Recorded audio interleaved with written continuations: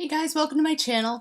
Today I want to show you how to fix dried out cream makeup products, specifically potted eyeshadows and or blushes. Now, when you buy a product like a MAC paint pot, you know, they come in this jar that has a tight fitting lid, but even so, even if you take real good care of it and you always close it tightly right after you use it, or even, you know, in between eyes if you're going to do like one eye and then the other eye rather than going back and forth, they will eventually get a little bit dried out. And when they're dried out, the number one way to know that they're dried out without even touching the product is to look around the edges. Do you see how it's kind of pulled away from the sides? That means it's dried out. Now, in some cases, you might purchase a product new that has already been dried out for some reason. So if you're swatching a new product and it's kind of patchy and streaky and it feels dry and hard to work with, that's probably because you got a product that the surface had already dried on it. So let me show you what I mean.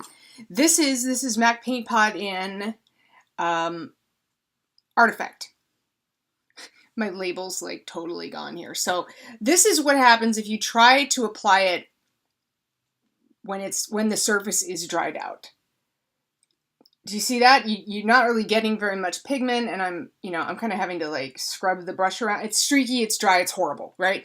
Okay, but don't throw this away. Here's all you have to do to fix it. Take a wooden barbecue skewer, that's what I have here. You could use a toothpick, you could use just any thin, clean object. And you're just gonna stick it right in the middle and go to town and just stir up everything. Everything. Make sure you get around the edges. And this makes it look very scary, but it's also going to make it creamy again. So it's worth it, I promise. And then to get the skewer out without taking a lot of product with it, I kind of twist and pull. It's almost like eating spaghetti. And try to clean up the edges so the product doesn't fall out onto you. Wearing a white shirt was probably not the safest option for me to do this. Anyway, so that's the result. Now, that looks awful, obviously, but watch. Watch, watch, watch. We just kind of dip it in there a little bit. I'm just patting it down just to kind of make the surface a little flatter again. Okay. Now, immediately we get more product out of it, right? Watch. Let's see. Let me find a good spot on my hand. Okay, watch. Big difference, right? Quelle différence. Now, you might say, well, why can't you just add a drop of glycerin or a drop of filtered water to it? The reason is that might work in the short term, but anytime you're adding liquid to a product, you're increasing the risk that bacteria and mold can grow in there, especially because these are tightly sealed. So if you have some water in there that isn't supposed to be there, and it's in kind of a dark, warm environment, that's begging for mold to happen. And obviously you don't want to be putting that on your eyes or on your face or on your body, period, but especially around your eyes. So you got to protect that delicate skin there.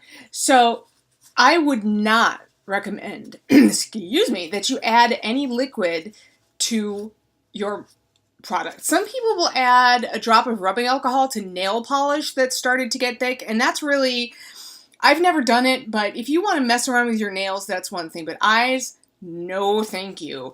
So let's do one more just to prove that that wasn't a fluke. Let's do one more. Let's see. I think I'm going to use, I'm trying to find one that's dry. Here it is. This is the black paint pot. And of course, look at my label. It's gone. I can't tell you the shade, but it's black. Okay. So again, let's get a clean brush out. And here's what happens. Let's see. I'm going to use my other hand. Now, I am left-handed, so this is scary because I'm doing this with my right hand now. So, Again, it's awful, right? But not for long, it's not. So we're just going to take the other end now, the clean end of the skewer. And I'm just kind of, this one's a little firmer than the Artifact, so I'm just kind of stamping holes in it and then gently pulling the skewer through, because you don't want to actually kick the pigment up out of the jar and onto you or your carpet. This one's a little bit stiffer. And I don't mean it's stiffer as in it's drier. I just mean like the texture of some of these is a little bit different. It probably has to do with the various pigments and other ingredients that they had to use. It's not a criticism of it at all. I'm just explaining why I'm doing the poking thing. Okay. And then once you have it all mushed up in there, just try to get it away from the edges. Yikes. And away from my white shirt. Okay. Don't fall on the carpet, please. So then we wind up with that. And here's our brushy brush. Again, just shaping the pigment a little bit. I'm just trying to get it down so it's flatter, you know, so it doesn't look so evil. Okay. And then we go in like this. And bam. Problem solved. So no matter if you're using MAC paint pots, if you're using the Tattoo Studio Cream eyeshadows from Maybelline, let's get the cap on it so it doesn't dry out again. No matter what product you're using, this will probably work. Just make sure that you're using a clean, dry tool and that you're not spritzing any water or Fix Plus or anything in there. I know it's tempting, it's really tempting, but don't do it. Now, you can see the difference, right? So in a couple months, like 6 months, maybe to a year, you might have to do that again.